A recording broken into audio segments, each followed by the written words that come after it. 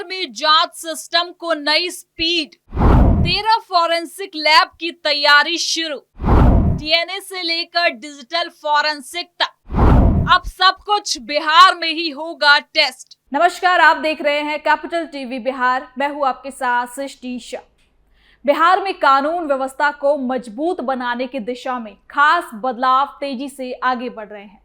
एक और डीजीपी विनय कुमार ने प्रदेश में 13 नई फॉरेंसिक लैब स्थापित करने की बड़ी घोषणा की है, जो आने वाले समय में अपराध जांच की रफ्तार और विश्वसनीयता दोनों को नई दिशा देगी।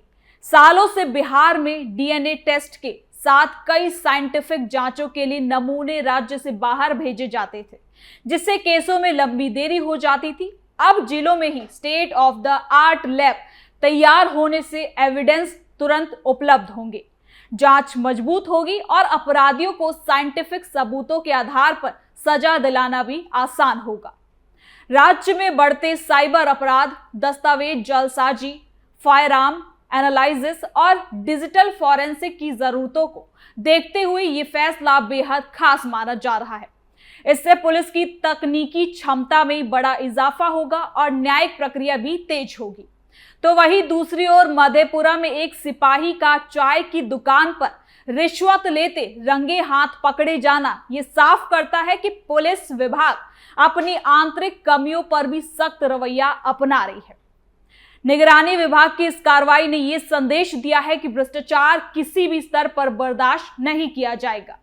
एक तरफ तकनीकी मजबूती, दूसरी तरफ डिपार्टमेंट सूचिता, दोनों सुधार ये दिखाते हैं कि बिहार पुलिस खुद को आधुनिक, पारदर्शी और जवाबदेह बनाने की दिशा में गंभीर है।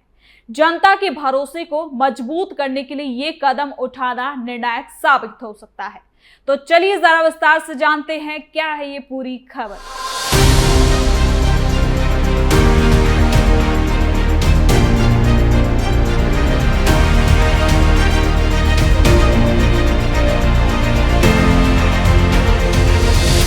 बिहार में अब अपराधियों के लिए अपराध करके बच पाना आसान नहीं है।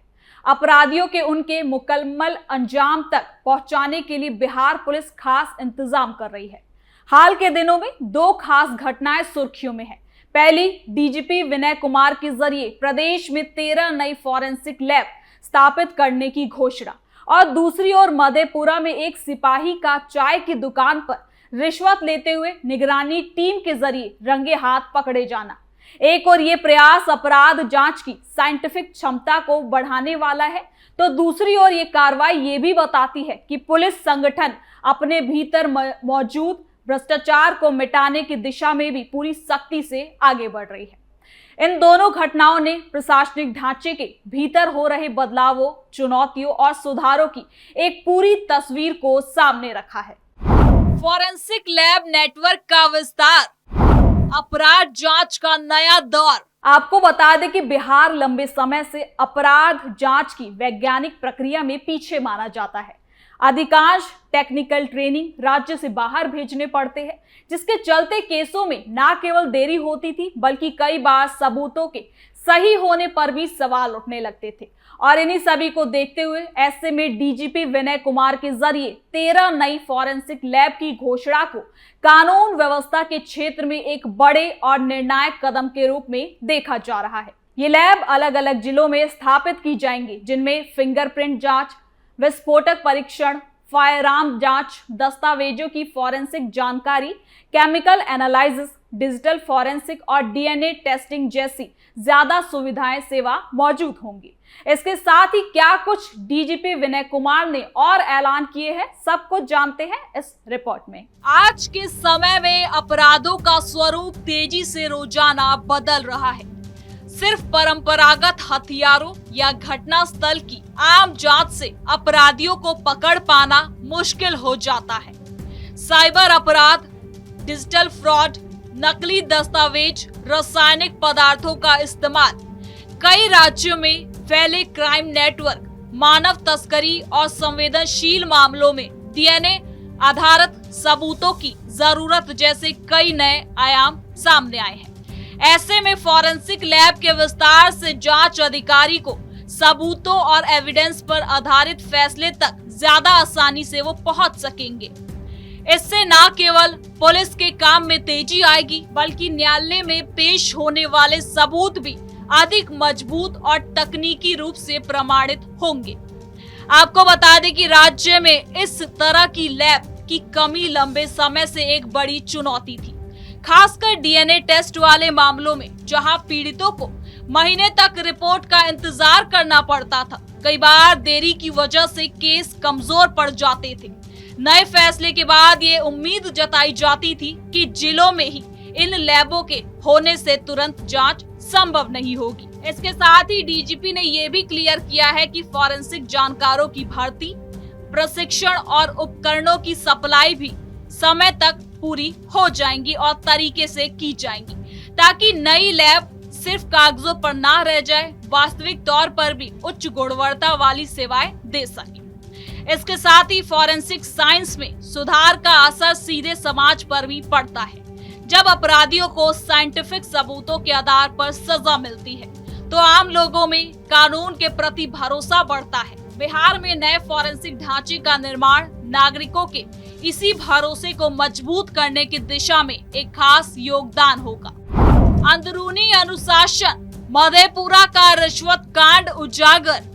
अब आगे मैं आपको उस मामले के बारे में बताने जा रही हूँ जो बार बार कानून को शक के घेरे में डाल देता है। आपको बता दें कि जहां एक तरफ पुलिस को तकनीकी रूप से मजबूत बनाने की कोशिश की जा रही है, वहीं दूसरी तरफ पुलिस विभाग के भीतर फैले भ्रष्टाचार पर भी लगातार कार्रवाई हो रही है। इसका ताजा उदाहरण मधेपुरा में चाय की दुकान पर एक सिपाही का रिश्वत लेते रंगे हाथ पकड़े जाना। ये घटना कई कारणों से खास हो जाता है। पहला, ये बताता है कि भ्रष्टाचार सिर्फ उच्च पदों तक सीमित नहीं, बल्कि निचले स्तर पर भी मजबूत है। दूसरा, विजिलेंस की तुरंत कार्रवाई ये बताती है कि भ्रष्टाचार को किसी भी रूप में बर्दाश्त नहीं किया जाएगा।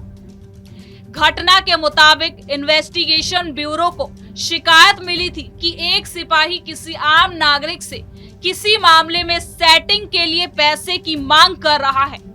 शिकायत की पुष्टि होने के बाद टीम ने जाल बिछाया और सिपाही को चाय की दुकान पर रिश्वत लेते हुए गिरफ्तार कर लिया। ये नजारा आसपास के बैठे लोगों के लिए भी काफी खास और चौंकाने वाला था कि वर्दी में मौजूद एक प्रहरी, जिसे जनता की सुरक्षा और सहायता का दायित्व सौंपा जाता है, वो खुलेआम अपने अधिकार का गलत इस्तेमाल कर रहा था। इस कार्रवाई के बाद विभागीय जांच शुरू कर दी गई है और कड़े दंड की प्रक्रिया भी आगे बढ़ रही है। इस तरह की कार्रवाई न केवल भ्रष्ट पुलिसकर्मियों के लिए चेतावनी है, बल्कि उन ईमानदार अधिकारियों के लिए भी प्रेरणा है जो व्यवस्था को साफ सुथरा देखना चाहते हैं। ऐसे मामलों में कार्रवाई से जनता को भी ये संदेश मिलता है कि उनकी शिकायतें सुनी जाएंगी और सिस्टम दोषियों पर कार्रवाई के लिए हर तरह से तैयार है। सुधार की दो दिशाएं, तकनीकी मजबूती और प्रशासनिक सूचिता। आपको बता दें कि दोनों घटनाओं को अगर एक ही नजरिए से भी देखा जाए तो पता चलता है कि बिहार की कानून व्यवस्था एक समय दो मोर्चों पर एक साथ काम कर रही है। पहला, अपराधों की साइंटिफिक एंड मॉडर्न ढंग से जांच करने के लिए जरूरी संसाधन विकसित करना। दूसरा, अपने ही संगठन को साफ और अनुशासित बनाए रखने की अपील, आंतरिक सुधार और कठोर कार्रवाई करना। इसके साथ ही फॉरेंसिक लैबों का विस्तार जो राज्य की क्षमता को बढ़ा रहा है। वहीं रिश्वतखोर सिपाही की गिरफ्तारी ये संदेश भी देती है कि सिस्टम खुद को सुधारने में जुटा है।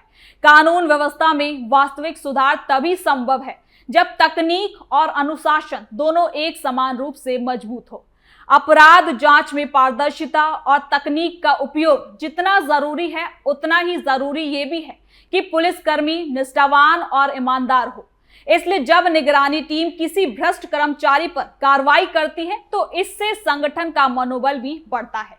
ईमानदार अधिकारियों को लगता है कि वो एक ऐसी टीम का हिस्सा है जो गलत को गलत कहने का साहस रखती है।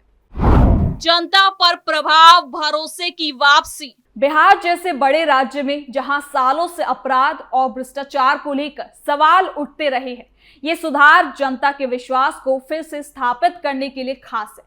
जब नागरिक देखते हैं कि तकनीक को अपग्रेड किया जा रहा है, लैब बढ़ रहे हैं, डीएनए परीक्षण तेज होंगे और साथ ही साथ भ्रष्ट पर कठोर कार्रवाई भी की जा रही है, तो उन्हें यह महसूस होता है कि शासन वाकई में सुधार की दिशा में कदम उठा रहा है। कुल मिलाकर अब जनता ये चाहती है कि न्याय में देरी ना हो, अपराधी बच ना निकले, गलत करने वाले अधिकारी बच ना पाए और इन दोनों उद्देश्यों को पूरा करने के लिए फॉरेंसिक लैब निर्माण और भ्रष्टाचार पर कार्रवाई दोनों एक दूसरे के पूरक है। तो फिलहाल के लिए इस खबर में इतना ही। देखते रहिए कैपिटल टीवी बिहार।